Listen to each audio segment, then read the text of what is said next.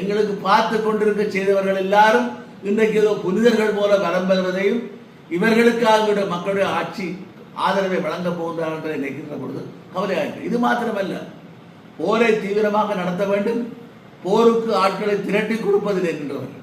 இந்த ஜனாதிபதி தேர்தலில் கூட அனுரகுமார் திசாநாயக்க சொன்னார், தென்னிலங்கையில் பேசும்பொழுது 10,000 படை வீரர்களை நாங்கள் திரட்டி கொடுத்தோம் என்று. அப்படி திரட்டி கொடுத்தவர்கள் தான் மொழிவாய்க்காலில் இந்த தமிழ் மக்களுடைய இனப்படுகொலை செய்தார்கள். எங்களுடைய தாய்மாரையும் சகோதரிகளையும் கற்பழித்து கொன்றது இதே இராணுவம். அந்த இராணுவத்துக்கு நீங்கள் மாறு சூட்ட போகிறீர்களா, ஆதரவளிக்க போகிறீர்களா என்ற கேள்விதான் இருந்தது. இவ்வாறு ஒரு வரலாற்று தவறை இணைத்து உங்களுடைய கண்களை நீங்களே குத்துவது போல எதிர்காலத்திலே எங்களுக்கு எந்த விதமான எங்களை ஆளக்கூடிய தீர்வு திட்டத்தை நோக்கி முறியடிக்கக்கூடிய விதத்திலே ஒற்றையாட்சியை திணிக்கின்ற ஒரு திட்டத்தை ஏவிபி கொண்டிருக்கிறது. ஆகவே இந்த ஒற்றையாட்சி திட்டத்தை தோற்கடிப்பதற்காகத்தான் நாங்கள் இப்பொழுது எங்களுடைய தமிழ் தேசிய கட்சி உட்பட 5 கட்சிகள் இணைந்து தமிழ் தேசிய பேரவையை நிறுவி இருக்கின்றோம். இது கூட போதுமானதா அல்ல, இன்னும் ஆதரவு பெறப்பட வேண்டும். எல்லா தமிழ் தேசிய கட்சிகளும் ஒன்றாக நின்று இப்பொழுது வடக்கு கிழக்கில் இருக்கக்கூடிய 19 பாராளுமன்ற உறுப்பினர்களே 8 பேர் ஏவிபிஐ என்பிபிஐ தேசிய மக்கள் சக்தியை சேர்ந்தவர்கள், 8 பேர் இலங்கை தமிழரசு கட்சியை சேர்ந்தவர்கள், ஒருவர் அகில இலங்கை தமிழ் காங்கிரஸ், அடுத்தவர் ஜனநாயக தமிழ் தேசிய கூட்டணியை சேர்ந்த செல்வம் அடைக்கலனாக, இன்னொருவர் வைத்தியர் அர்ஜுனா. அவை இந்த 19 பேரிலே நாங்கள் பெரும்பான்மையானவர்கள் இந்த ஏக்கிய ராஜ்யம் என்கின்ற ஒற்றையாட்சிகளே போகின்ற திட்டத்தை முறியடிக்கக்கூடிய விதத்திலே செயற்படுவதை நோக்கி பயணிக்க வேண்டும். அதற்கு நீங்கள் உள்ளூராட்சி மன்ற தேர்தலில் தமிழ் தேசிய கட்சிகளுக்கு எங்களுக்கு வாக்களிக்காவிட்டாலும் இன்னொரு தமிழ் தேசிய கட்சிக்காக வாக்களிங்கள். பலப்படுவதன் ஊடாகத்தான் தேசிய மக்கள் சக்தியை தமிழர் தாயகத்திலிருந்து விரட்ட முடியும், ஓரங்கட்ட முடியும், இந்த சர்வதேச விசாரணையை குழப்பெடுப்பதை தோற்கடிக்க முடியும். இதை நோக்கி மக்கள் பயணிக்க வேண்டும். மே 6ஆம் தேதி ஒரு நல்லொரு தீர்ப்பை வழங்க வேண்டும் என்று நாங்கள் உங்களுடைய பார்த்து கேட்டுக்கொள்ள விரும்புகிறோம். நன்றி, வணக்கம். தேர்தல் விடயத்தில் நீங்கள் சார்ந்த தமிழ் கட்சிகள் இப்போ ஒரு கூட்டணியாக இருக்குது. அப்போ இதை விட அரசாங்க கட்சிகள் ஒரு பெரும்பான்மையாக கொண்டிருக்கிற நிலைமையில் இப்போ தமிழ் கட்சிகள் எப்படி இதை எதிர்கொள்ள போயிடும், அதில் எப்படி இதற்கு வாக்களிக்க வேண்டும்? மக்களின் தமிழ் கட்சிகளுக்கு வாக்களிக்க வேண்டும். அனைவருக்கும் வணக்கம். இந்த எதிர்வரும் உள்ளூராட்சி மன்ற தேர்தலிலே தமிழ் மக்கள் எவ்வாறு நடந்து கொள்ள வேண்டும் என்ற கேள்வி எழுந்திருக்கிறது. ஏற்கனவே இந்த நாடு ஒரு ஜனாதிபதி தேர்தலையும் ஒரு பாராளுமன்ற பொது தேர்தலையும் கடந்திருக்கிறது. இந்த 6 மாதங்களிலே இந்த நடைபெற்ற 2 தேர்தல்களிலும் தேசிய மக்கள் சக்தி என்கின்ற ஜேவிபி மிகப்பெரிய வெற்றியை ஈட்டி பாராளுமன்றத்திலே 159 225 159 எம்பிக்களையும், அதே போல ஜனாதிபதியாகவும் ஜேவிபியினுடைய வேட்பாளர் தேசிய மக்கள் சக்தியினுடைய வேட்பாளர் திரு அனுரகுமார் திசாநாயக்க அவர்களும் பொறுப்பேற்றிருக்கிறார்கள். இந்த சூழ்நிலையிலே வடக்கு கிழக்கிலே எங்களுடைய தமிழர் தாயகத்திலே உட்பட எங்களுடைய மக்கள் ஒரு தேர்தலை எதிர்கொண்டு நிற்கிறார்கள். இதே போல ஒரு வெற்றி வகையை இந்த உள்ளூராட்சி மன்ற தேர்தலிலும் ஈட்ட வேண்டும் என்ற அடிப்படையிலே தேசிய மக்கள் சக்தி முனைப்பு காட்டியிருக்கிறது. குறிப்பாக யாழ்ப்பாண மாநகர சபை, வல்லுநத்துறை நகரசபை போன்றவற்றை கைப்பற்றுவதூடாக தங்களுடைய பலத்தை வெளியுலகத்துக்கு காட்டுவது மாத்திரமல்ல, எதிர்வரும் காலங்களிலே ஏற்பட போகின்ற இனப்படுகொலைக்கான விசாரணைகளை தள்ளி போடுவதற்கும் ஈழத்தமிழ் மக்கள் தங்களுடன் தான் நிற்கின்றார்கள் என்ற மாய தோற்றத்தை காட்டுவதற்குமான எத்தனத்திலே அதிதீவிர முயற்சிகளிலே தேசிய மக்கள் சக்தி ஜனாதிபதி, பிரதமர், அமைச்சர்கள் என்று ஓடி மாறி வந்து பிரச்சாரங்களிலே ஈடுபட்டு வருகிறார்கள். ஆரம்பத்திலே ஜனாதிபதி பிரச்சாரங்களிலே ஈடுபட மாட்டார் என்று சொன்னவர்கள் இன்றைக்கு இல்லை, ஒரு தடவை அல்ல, 2வது தடவையாக இந்த வாரம் வடக்குக்கு வரப்போகின்றார். ஆகவே இந்த சூழ்நிலையின் பின்னணியிலே தான் நாங்கள் ஒன்றை சொல்ல விரும்புகின்றோம். இந்த ஜேவிபியினர் இன்றைக்கு ஒரு புதிய ஒரு முகமூடியோடு என்பிபி என்று வந்தவர்கள் ஒரு வரலாற்றை பின்னோக்கி பார்க்க வேண்டும்.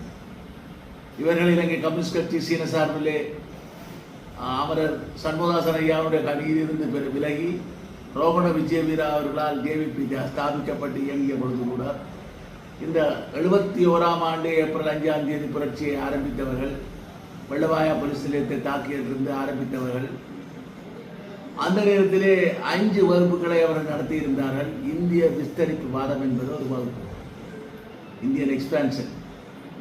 அப்ப இவ்வாறான ஒரு நிலைமையிலே இந்திய விஸ்தரிப்பு வாதம் என்று சொல்லி மலைய மக்களுக்கு எதிராக தேயிலை தோட்டங்களை எல்லாம் செயலிழக்க வைக்கக்கூடிய வகையிலே அவர்களுடைய நடவடிக்கைகள் அமைந்திருந்தன. அது 88 மீண்டும் 2வது அவருடைய புரட்சியின் பொழுதும் இந்திய இலங்கை ஒப்பந்தத்துக்கு எதிராகவும் அவர்கள் போராடிய பொழுதும் அது திட்ட தெளிவாகியது. இந்தியாவிலிருந்து பொருட்களை இறக்கியவர்களை, அரிசி பருப்பு மாவை இறக்கியவர்களை கூட சுட்டுக்கொலை கொன்றது ஜேவிபியினர். நான் பாராளுமன்ற உறுப்பினராக இருந்த பொழுது நான் அவர்களை பார்த்து கேள்வி எழுப்பியிருந்தேன். புத்த பெருமான் இந்தியாவிலிருந்து வந்தார், நீங்கள் நான் தடை செய்ய தயாரா என்று. இப்பொழுது பார்த்தால் புத்த பிக்குகளை விழுந்து விழுந்து வணங்குகின்ற நிலைமையிலே இன்றைய கௌரவ ஜனாதிபதி அவர்கள் ஈடுபட்டிருப்பதை பார்க்கக்கூடியதாக இருக்கிறது. தலதா மாளிகைக்கு எதிராக தாக்குதலை நடத்தியவர்கள் இன்றைக்கு ஜேவிபியினர், இன்றைக்கு இவ்வாறு இருக்கிறார்கள். அவை இவர்கள் தமிழ் மக்களுக்கு எதிராக செய்த கொடுமைகளை நாங்கள் மறக்க தயாராக இல்லை. 1983ஆம் ஆண்டிலே தமிழின படுகொலையை தென்னிலங்கையிலே தீவிரமாக நிறைவேற்றிய பொழுது பல ஜேவிபியினர் அதில் பங்கெடுத்ததை எங்களுக்கு ஆதாரபூர்வமாக தெரியும். அது மாத்திரமல்ல, கொழும்பு வெலிக்கடை வெஞ்சிறையிலே 53 தமிழ் அரசியல் கைதிகள், அமரர்கள் தங்கத்துறை, குட்டிமணி, ஜெகன் போன்றவர்கள் படுகொலை செய்யப்பட்ட பொழுது அரசியல் அந்த சிறைச்சாலையிலே கைதியாக இருந்த விமானம் ஒன்றை, இத்தாலி விமானம் ஒன்றை கடத்திய குற்றச்சாட்டிலே இருந்த ஏவிபியை சேர்ந்த சேபால ஏக்கநாயக்கா அவர்கள் இந்த அவர்களுடைய படுகொலையிலே நேரடியாக பங்கு பெற்றியதையும் எங்களுக்கு சாட்சியம் உண்டு. அரசாங்கம் 83 நடைபெற்ற இந்த மிகப்பெரிய படுகொலையை, 3000க்கும் மேற்பட்ட அப்பாவி பொதுமக்கள் சொல்லப்பட்ட படுகொலையை விசாரிக்க தயாராக, இவர்கள் விசாரிக்க மாட்டார்கள். சர்வதேச விசாரணை தான் நாங்கள் கோரி நிற்கின்றோம். நீங்கள் வேண்டுமென்றால் உள்நாட்டு விசாரணை செய்யுங்கள், நீங்கள் அப்பொழுதும் கூட முகமொழி தெரிய வரும். அவை இதற்கு பொறுப்பானவர்கள். இந்திய இலங்கை ஒப்பந்தத்தின் பொழுது நீங்கள் ஆடிய முறையாட்டங்கள் எல்லாம் சேர்த்து அதன் பின்னரும் தமிழீழ விடுதலை புலிகள் இலங்கை அரசாங்கத்தோடு ஒரு சமாதான ஒப்பந்தத்தை செய்ததன் பின்னர் கூட உடனடியாக நீங்கள் ஒரு தேள் கொட்டியது போல வெகுண்டெழுந்து பாராளுமன்றத்துக்குள்ளே நீங்கள் எவ்வாறு செயற்பட்டீர்கள் என்பதை நாங்கள் உங்களுக்கு பக்கத்திலே இருந்து பார்த்தவர்கள். குறிப்பாக தமிழீழ விடுதலை புலிகள் பல சுற்று பேச்சுவார்த்தைகளின் பின்னர் ஒரு இடைக்கால தன்னாட்சி அதிகார சபை ISGA, இன்டரிம் செல் கவர்னிங் அத்தாரிட்டி என்கின்ற ஒரு அமைப்பை முன்மொழிவை சமர்ப்பித்தவுடன் அக்டோபர் மாதம் 31ஆம் தேதி 2003ஆம் ஆண்டு அமரர் தமிழ்ச்செல்வன் அவர்கள் நோர்வே அமைச்சர் திரு எரிக் சொல்லையுடன் கையெழுத்தவுடன் அடுத்த அந்த வாரமே ஜனாதிபதி மாளிகையிலே இவர்கள் எல்லாம் குழுமி நின்றதை எங்களுக்கு ஒரு சில பாராளுமன்ற உறுப்பினர்கள் மூலம் எனக்கு தகவல் கிட்டியது. அதிலே இந்திய தூதரும் இருந்திருக்கின்றார். அந்த சொன்ன பாராளுமன்ற உறுப்பினர் ஏன் சொன்னார் என்றதும் எனக்கு தெரியும். திருப்பி தேர்தல் அவர்கள் பாராளுமன்றத்தை கலைக்க போறால், கலைச்சால் தான் வெல்ல முடியாது என்ற ஒரு பயத்திலும் அவர் சொல்லியிருக்கிறார். அது இந்த பிரச்சனை. தகவலை நான் பெற்றவுடன் ஐக்கிய கட்சியினுடைய பிரதமராக இருந்த கௌரவ ரணில் விக்ரமசிங்க அவர்களுக்கும் எங்களுடைய பாராளுமன்ற குழுவினுடைய தலைவர் கௌரவ சம்பந்தனையாவுக்கு நான் இந்த தகவலை தெரிவித்தேன். என்ன செய்யலாம் என்று ஆலோசிக்கப்பட்ட பொழுது நான் சொன்னேன், ஒரு அவநம்பிக்கை பிரேரணை இம்பீச்மெண்ட் மோசன் ஒன்றை கௌரவ சந்திரிகா பண்டாரநாயக்கா ஜனாதிபதிக்கு எதிராக கொடுத்தால் பாராளுமன்றத்தை கலைக்கின்ற அதிகாரம் அவருக்கு இருக்காது. அந்த சமர்ப்பிக்கப்பட்ட பின்னர் அது எடுக்கப்பட்டு அது ஏற்றுக்கொள்ளப்பட்டு நிராகரிக்கப்படும் வரை கலைக்கின்ற அதிகாரத்தை தடுக்க முடியும் என்ற அடிப்படையிலே ஒரு அவநம்பிக்கை பிரேரணை இம்பீச்மெண்ட் மோசன் தயாரிக்கப்பட்டு பாராளுமன்ற உறுப்பினர்களிடம் கையெழுத்து பெறப்பட்டது. 225 பேர்லே 150 பேர், அதாவது மூன்றில் 2 பெரும்பான்மை இருக்கக்கூடிய விதத்திலே நிறைவேறினால் அந்த ஜனாதிபதி நீக்கப்படுவார், பதவி நீக்கப்படுவார். 225 150 3 2. ஆனால் அதே போல கொடுப்பதற்கு சரி அரவாசி உறுப்பினர்கள் போதுமானது, 113 பேர் போதுமானது. அது எங்களிடம் இருந்த காரணத்தால் தான் ஆட்சியை நடத்தி கொண்டிருந்தார் ரணில் விக்ரமசிங்க. கையெழுத்து பெற்றுக் கொண்டிருந்த பொழுது திடீரென்று ரணில் விக்ரமசிங்க என்ன வந்தது, அந்த திட்டம் கைவிடப்பட்டது. இந்த சூழ்நிலையிலே தான் பாராளுமன்றத்தை கலைப்பதற்கான திட்டங்களை அவர்கள் முன்னெடுத்தப்படுதுதான். எனக்கு பக்கத்திலே தான் ஆசனம், அனுரகுமார் திசாநாயக் அவர்களே பக்கத்திலே தான் ஆசனம். ஓடியாடி திரிவார். கேட்டேன், என்ன செய்ய போகிறீர்கள் என்று. இல்லை, நாங்கள் இப்போ புதிய பொதுஜன பிரபனை என்ற ஒரு புதிய கூட்டணியை உருவாக்கி இருக்கின்றோம், புதிய சின்னத்தை கேட்டிருக்கின்றோம், தாமரை சின்னத்தை கேட்டிருக்கின்றோம், தரமாட்டோம் என்று சொல்லியிருக்கார்கள். வெத்திலை சின்னத்தை தருவதாக சொல்லியிருக்கார்கள். நாங்கள் ஏற்றுக்கொண்டிருக்கோம். கூடிய விரைவிலே அது அமைக்கப்பட்டவுடன் நாடாளுமன்றத்தை கலைப்பதற்கான முயற்சிகள் இடம்பெறும் என்பதை சொல்லியிருந்தார். அப்பொழுது அது நான் பாராளுமன்றத்திலே பேசும்பொழுது சொன்னேன், வெற்றிலை என்றால் பச்சை, நீல வெற்றிலை தமிழர்களுக்கு நச்சு என்று. அது நச்சாகத்தான் மாறியது. இதே போலத்தான் 2003ஆம் ஆண்டு பாராளுமன்ற அமர்வுகள் ஒத்திவைக்கப்பட்ட பொழுது 2004 ஜனவரியிலே 3 கூடும் என்று சபாநாயகர் அறிவிக்கின்ற பொழுது திரு அனுரகுமார் திசாநாயக்கா டைரியிலே எழுதினார் குறிப்பை. நான் பேசாமல் இருந்தேன். ஏன் சிவாஜி நீங்கள் எழுதவில்லை என்று கேட்டார். நான் நீங்கள் எல்லாம் பாராளுமன்றத்தை கலைக்கப் போகிறீர்கள், கலைத்தால் நாங்கள் போட்டியிடுவோம், வெற்றி பெறுவர்கள் வருவார்கள், தோல்வி எழுந்தால் வெளியில் அளிப்போம், ஆனால் எங்களுடைய போராட்டம் உறுதியாக தொடரும் என்பதை தெரிவித்தேன். இல்லை இல்லை, இப்பொழுது கலைக்க மாட்டோம், நாங்கள் எல்லாம் காலம் குறித்திருக்கிறோம், குறித்து வைத்துக் கொள்ளுங்கள்.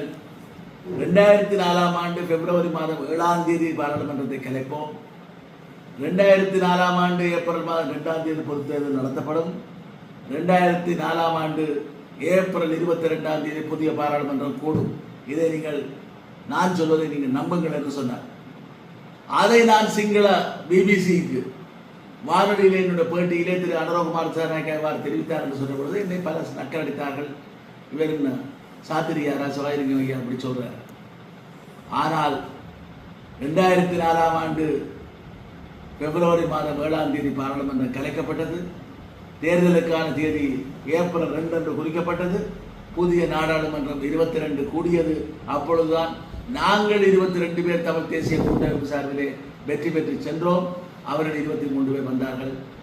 அதிலே கூட புலிகளிலிருந்து கருணா போன்றவர்கள் பிரச்சனை கொடுத்த பொழுது திருவண்ணாமலை நடைபெற்ற கூட்டத்திலே நான் சொன்னேன், பிரச்சார கூட்டத்திலே, எங்களுடைய பிரச்சார கூட்டத்திலே சம்பந்தனையா தலைமையிலே, கிழக்கு மாநிலத்தைச் சேர்ந்த சம்பந்தனையா தலைமையிலே ஏப்ரல் மாதம் 22ஆம் தேதி நாங்கள் 22 பாராளுமன்ற உறுப்பினர்கள் வெற்றி பெற்று செல்வதை, சென்று பதவியேற்க போவதை இந்த உலகம் பார்க்கத்தான் போகின்றது என்று அது யாழ்ப்பாணத்தில் குறிப்பிட்டிருந்தேன். அதைத்தான் தமிழக தேசிய தலைவர் அவர்கள் யாழ்ப்பாண அமைப்பாளர் திரு இளம்பரதி மூலம் கேட்டிருந்தார். சிவாஜிலிங்கம் எப்படி திட்டவட்டமாக சொன்னார். நான் சொன்ன ஒரு சீட்டை, ஒரு ஆசனத்தை ஏபிடிபி பெறுமன்ற அடிப்படையிலே தான் என்னுடைய கணக்கை நான் யாழ்ப்பாணத்தில் என்று போட்டு 22 என்பதை சொல்லியிருந்தேன் என்பதை சொல்லி அனுப்பியிருந்தேன்.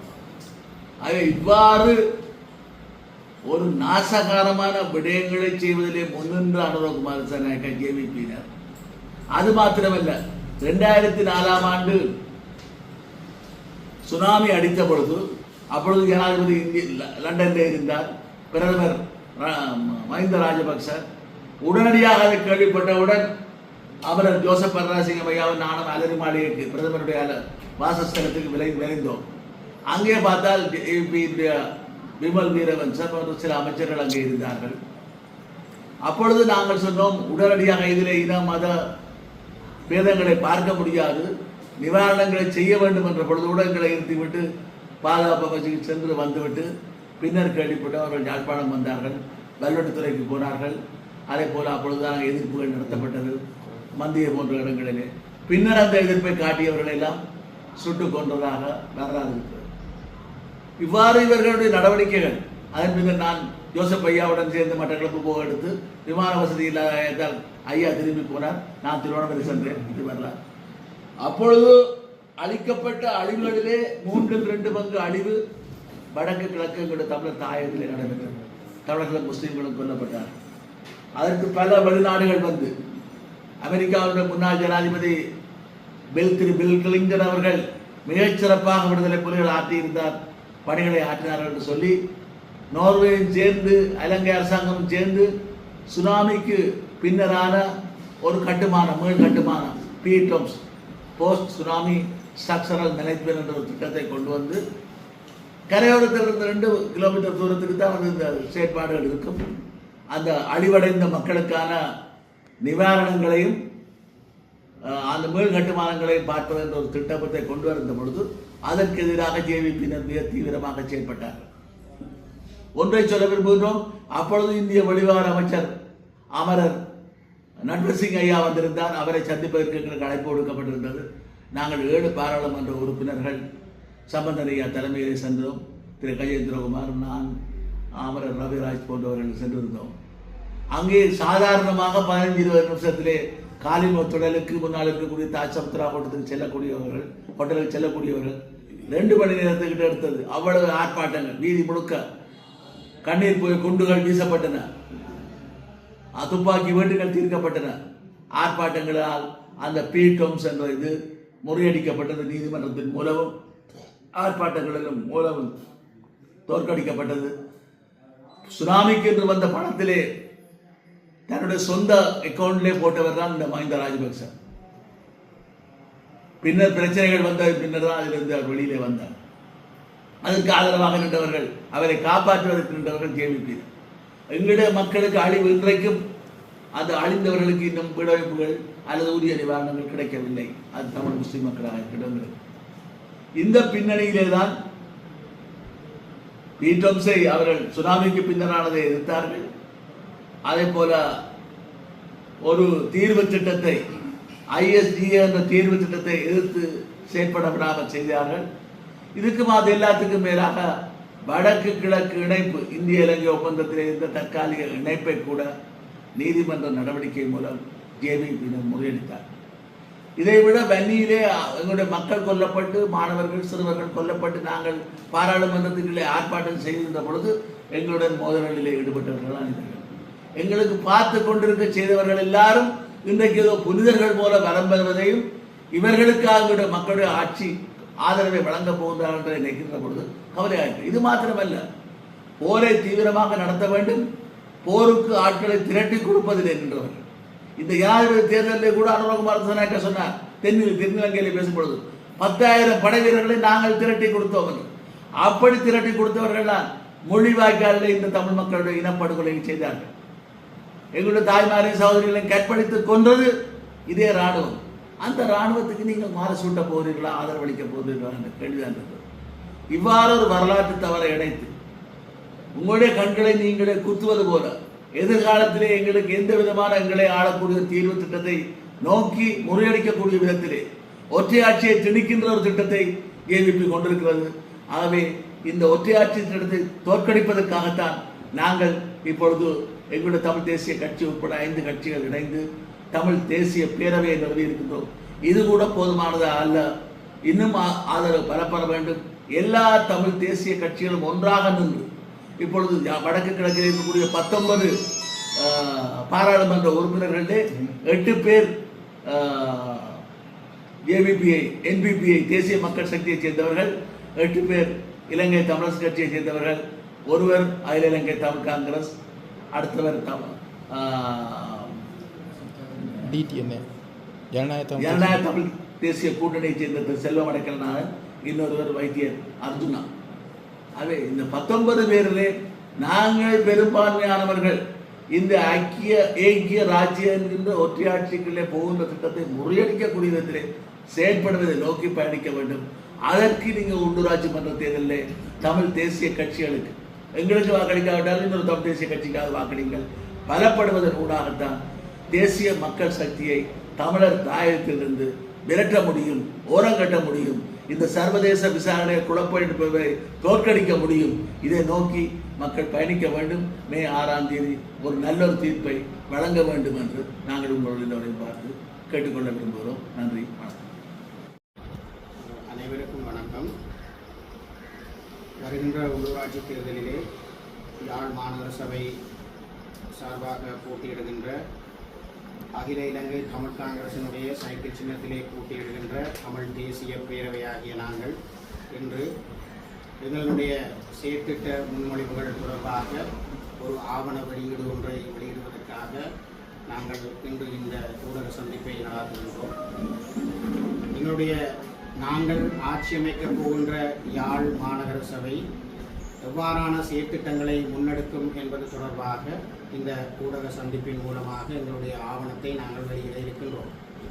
அந்த குறித்த ஆவணத்திலே நாங்கள் எங்களுடைய செயற்திட்டம் தொடர்பாக செய்ய வேண்டிய விடயங்கள் தொடர்பாக நாங்கள் தெரிவித்திருக்கின்ற அதே வேளை நடைமுறை சாத்தியமான விடயங்கள் தொடர்பாக அதிலே நாங்கள் வெளியிட்டிருக்கின்றோம்.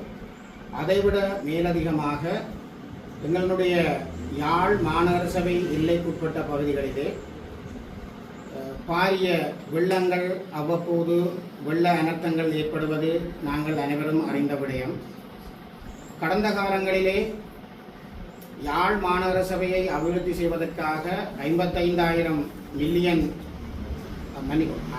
மில்லியன் US டாலர் ஒதுக்கப்பட்டு செலவழிக்கப்பட்டிருந்த நிலையிலே அந்த நகர திட்டமிடல் விடயத்திலே வடிகால் அமைப்பு விடயத்திலே பாரிய ஒரு முறையற்ற செயற்பாடுகள் அங்கே நடைபெற்று அதன் மூலமாக வெள்ள நீர் வடிந்தோட முடியாத பல பிரதேசங்கள் இன்றும் பாதிப்பில் மூழ்கியுள்ளன. விசேடமாக இங்கு அமைக்கப்பட்ட வடிகால் அமைப்பு முறைகள் நில உயர்வு தாழ்வு தரவுகள் இல்லாமலும் மழை வீழ்ச்சி தரவுகள் இல்லாமலும் வடிவமைக்கப்பட்ட நிலையிலே கடந்த காலங்களிலே ஏனையின் வீதிகள் போடப்படுகின்ற பொழுது கரைகள்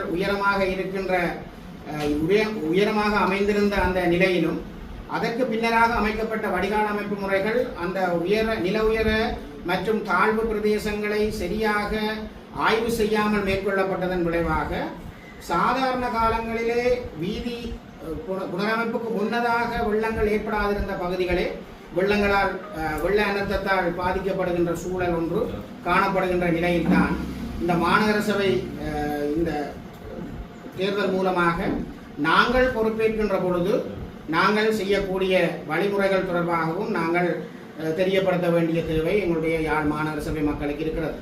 இதன் அடிப்படையிலே நாங்கள் சரியான நில தோற்ற தரவுகளையும் மழை வீழ்ச்சி தரவுகளையும் கொண்டு ஒரு ப்ளூ பிரிண்ட் ஒன்று தயாரித்து அதன் மூலமாக ஆய்வுகள் மூலமான நிபுணத்துவ ஆலோசனைகள் மூலமாக அந்த குறித்த வெள்ளங்கள் அனர்த்தங்கள் நிகழ்கின்ற அந்த பிரதேசங்களுக்குரிய வடிகால் அமைப்பு முறைகளையும் சீர் செய்ய வேண்டிய கட்டாய தேவை எங்களுக்கு ஏற்படுத்தப்படும். அந்த இடத்திலே அந்த நிதி மூலங்கள் தொடர்பாகவும் ஏனைய விடயங்கள் தொடர்பாகவும் பல்வேறு மட்டங்களிலும் கலந்துரையாடி அதற்குரிய சந்தர்ப்பங்களை ஏற்படுத்தி அந்த விடயங்களை கையாள்வதற்குரிய வழிமுறைகளையும் நாங்கள் எங்களுடைய காலப்பகுதிகளிலே நாங்கள் ஏற்படுத்தி கொண்டு அதனை செயற்படுத்துவோம் என்ற விடயத்தை எங்களுடைய மாநகர சபை மக்களுக்கு நாங்கள் தெரியப்படுத்துகின்றோம். இந்த இடத்திலே நாங்கள் செய்ய போகின்ற செயற்திட்டங்கள் அனைத்தும் மக்கள் நலன் சார்ந்த செயற்திட்டங்களாக இருக்கும். அதேவேளை நாங்கள் செய்ய போகின்ற செயற்திட்டத்தின் மூலமாக இயற்கைக்கு பங்கமில்லாத விடயங்களை நாங்கள் செய்கின்ற கோணத்திலே எங்களுடைய செயற்பாடுகள் அனைத்தும் அமையும் என்கின்ற விடயத்தையும் நாங்கள் தெரிவித்துக் கொண்டு எங்களுடைய இந்த அதாவது மிக அண்மை காலமாக நீங்கள் பார்க்கலாம் எங்களுடைய காலநிலை மாற்றங்களும் கணிசமாக மாற்றமடைந்து கொண்டிருக்கிறது. வெப்பம் அதிகமாக உணரப்படுகின்ற சூழலும் ஏற்படுகின்றது. அதே நேரம் சிறிய மலைகளுக்கு கூட வெள்ளங்கள் ஏற்படுகின்ற தன்மையும் காணப்படுகிறது. ஆகவே இந்த வெப்ப சூழ்நிலையை நாங்கள் எங்களுடைய யாழ் மாநகர சபை மக்கள் பாதிப்படைகின்ற ஒரு சூழலை நாங்கள் கொஞ்சம் கட்டுப்படுத்துகின்ற விதமாகவும் சில செயற்திட்டங்களை முன்னெடுக்க வேண்டிய தேவை இருக்கிறது. செயற்கை காடுகளை உருவாக்குகின்ற விதமாக எங்களுடைய செயற்திட்டங்கள் அமைய வேண்டும் என்கின்ற ஒரு எண்ணப்பாடுகள் எங்களுக்கு இருக்கிறது. எங்களுடைய இந்த அரசியல் இயக்கத்தோடு சூழலியல் சார்ந்து பயணிக்கின்ற தரப்புகள் ஏனைய நிபுணத்துவம் வாய்ந்த விடயங்களிலே கையாளக்கூடிய தரப்புகள் அனைவரும் எங்களோடு இணைந்து செயற்படுகின்ற இந்த சூழலிலே எங்களுக்கு அந்த நம்பிக்கை இருக்கிறது. நாங்கள் மிக ஆக்கப்பூர்வமாக இயற்கையோடு இணைந்த அதே நேரம் எங்களுடைய மாநகர சபை மக்களுக்கு பாதிப்பில்லாத வகையிலே நாங்கள் எங்களுடைய செயற்திட்டங்களை நாங்கள் முன்னெடுத்துக் கொண்டு செல்வோம் என்கின்றதை இந்த விடயத்திலே தெரிவித்துக் கொள்வதோடு அடுத்த விடயம் எங்களுடைய மாநகர சபை மக்கள் நிம்மதியாக வாழக்கூடிய ஒரு சூழலையும் நாங்கள் ஏற்படுத்திக் கொள்ள வேண்டும் என்பது. இந்த மாநகர சபையினுடைய 27 வட்டாரங்களிலே மிக பிரதானமாக அனைத்து இடங்களையும் ஒருங்கிணைக்கின்ற 9 புள்ளிகள் காணப்படுகிறது வீதிகளிலே. அந்த இடங்களிலே நாங்கள் கண்காணிப்பு கேமராக்களை அமைக்கின்ற ஒரு செயற்திட்டத்தை நாங்கள் முன்னெடுப்போம்.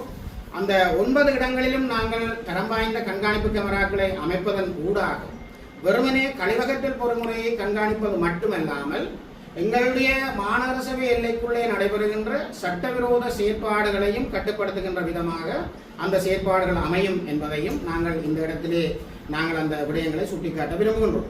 அதே போன்று எங்களுடைய பிரதானமான கோஷமாக இருப்பது எண்ணிம செயற்திட்டத்துடன் தூய கரங்களுடன் தூய நகரம் என்ற செயற்திட்டம். எண்ணிம செயற்திட்டம் என்பது டிஜிட்டல் முறையிலான பொறிமுறையை நாங்கள் எங்களுடைய மாநகர சபையினுடைய ஆட்சி காலத்திலே நாங்கள் அறிமுகப்படுத்த இருக்கின்றோம். அந்த விடயங்கள் தொடர்பாகவும் எங்களுடைய ஆவண வெளியீட்டு விடயத்திலே நாங்கள் மக்களிடம் எங்களுடைய விடயங்களை முன்வைக்கின்றோம். அதன் அடிப்படையிலே சகல விடயங்களும் மக்களுடைய சேவைகளுக்கு இலகுபடுத்தக்கூடிய வகையிலே இது மக்களுக்கான மாநகர சபையாக நாங்கள் என்றும் தொடர்ந்து மக்களோடு பயணிப்போம் என்கின்ற விடயத்தையும் நாங்கள் இந்த இடத்திலே தெரிவித்துக் கொள்ள விரும்புகின்றோம். திட்டத்துடன் தூய கரங்கள் தூய நகரம் என்ற துதிப்பொருளில் அகில இலங்கை தமிழ் காங்கிரஸ் கட்சியின் சைக்கிள் சின்னத்தில் போட்டியிட்டு யாழ் மாநகர சபையில் ஆட்சி அமைக்கப் போகும் தமிழ் தேசிய பேரவை இலக்கு என்ன? டிஜிட்டல் முறையிலான செயற்திட்டங்களுடன் தூய கரங்களுடன் தூய மாநகரத்தை கட்டமைப்பதற்காக யாழ்ப்பாண மாநகர சபையின் வட்டாரங்களில் இருந்து தமிழ் தேசிய உணர்வு மிக்கவர்களாய் தமிழ் தேசிய விடுதலைக்கான உணர்வோடு துடிப்புடன் செயல்படும் ஊழலற்ற நேர்மையான புதிய தலைவர்களை உள்ளடக்கிய அகில இலங்கை தமிழ் காங்கிரசின் சைக்கிள் சின்னத்திற்கே உங்கள் வாக்குகளை செலுத்துங்கள்.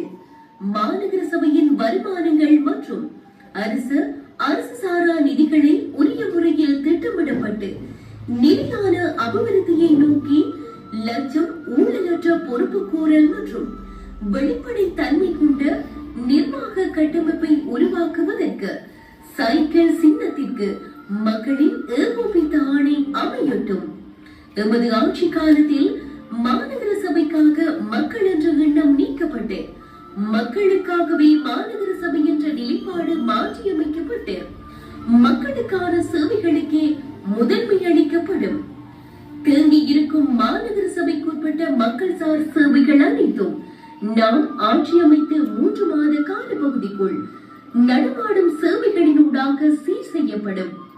கழிவகற்றல், மின்விளக்கு பொருத்துதல், குடிநீர் சேவைகள் தொடர்பான முறைப்பாட்டு பொறிமுறைகள் டிஜிட்டல் முறையில் இலகுபடுத்தப்படுவதோடு சோலை வரி உள்ளிட்ட ஏனைய சேவைகளும் டிஜிட்டல் முறையில் இலகுபடுத்தப்படும்.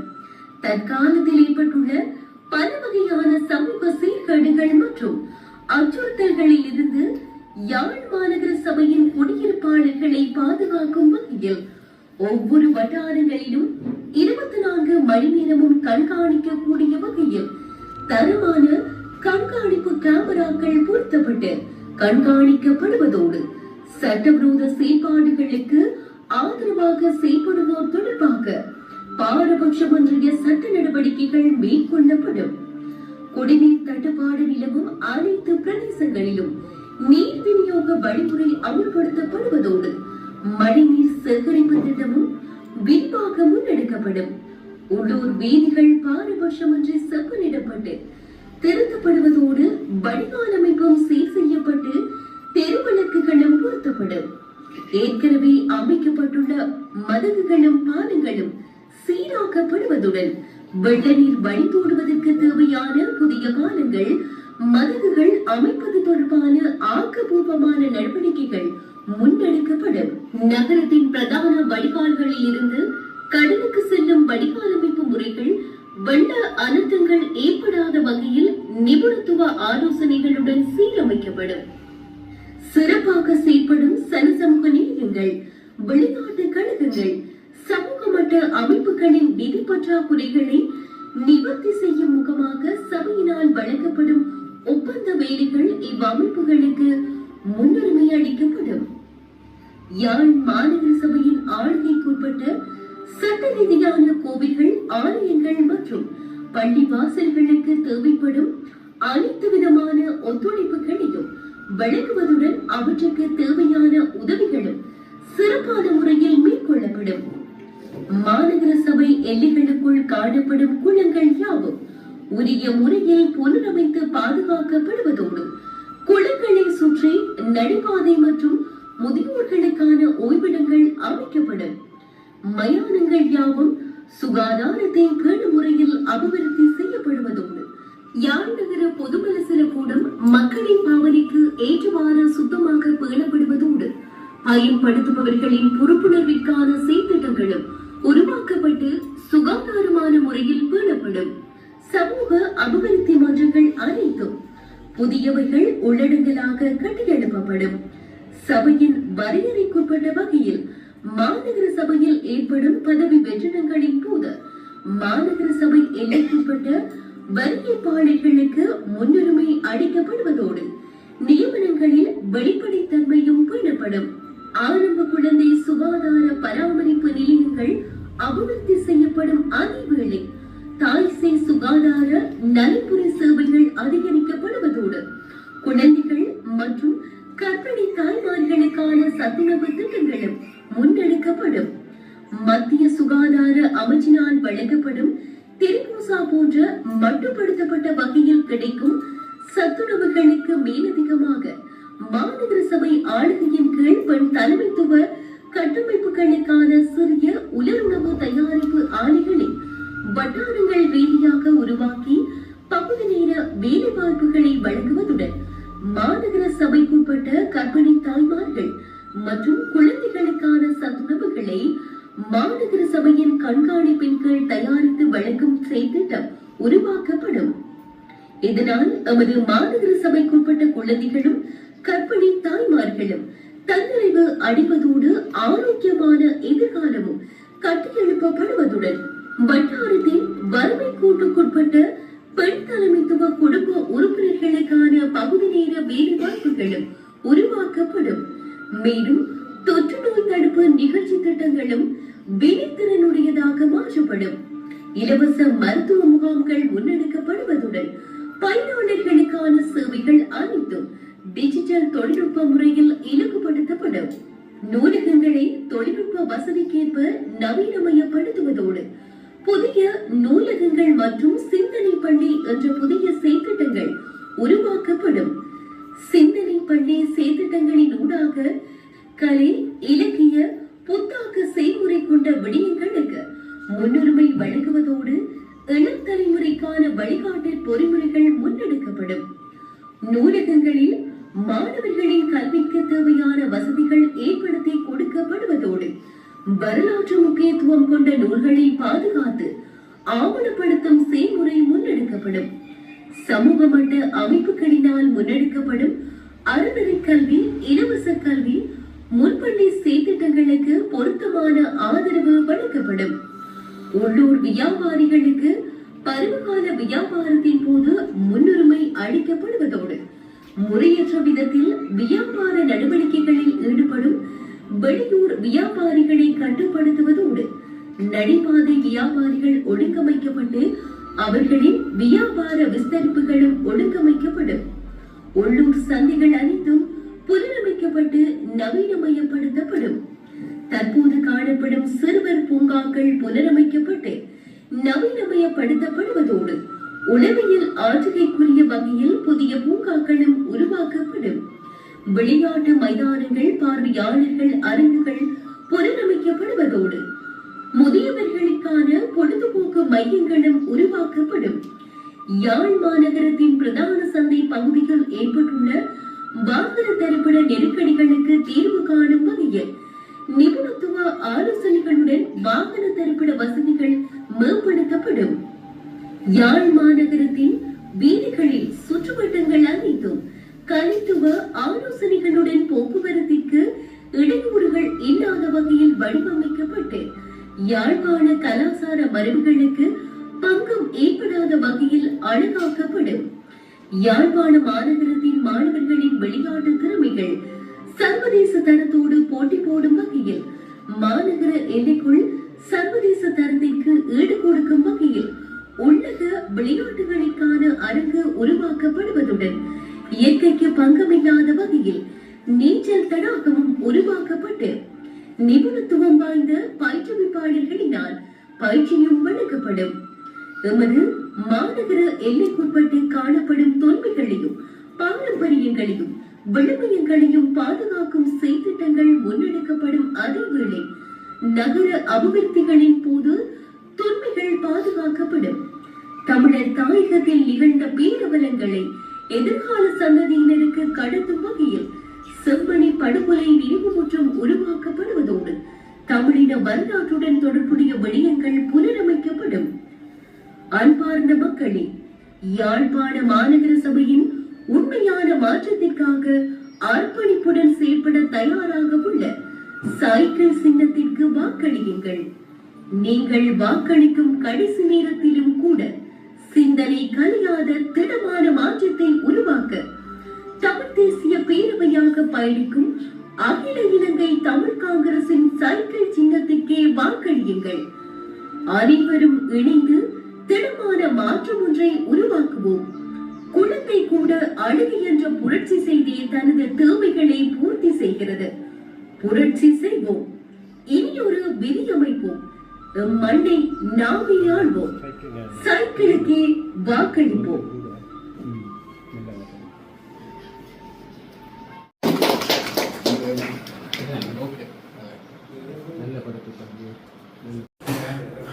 யாழ் மாநகர சபைக்கான செயல் திட்ட முன்மொழிவு தமிழ் தேசிய பேரவையினால் இன்றைய தினம் வெளியிட்டு வைக்கப்பட்டது. யாழ் மாநகர சபையின் முதன்மை வேட்பாளர் தீபன் திலீசன் இதனை வெளியிட்டு வைத்தார். இந்நிகழ்வில் அக்கட்சியின் கூட்டணியின் உறுப்பினர்கள், முக்கிய பிரமுகர்கள் கலந்து கொண்டனர்.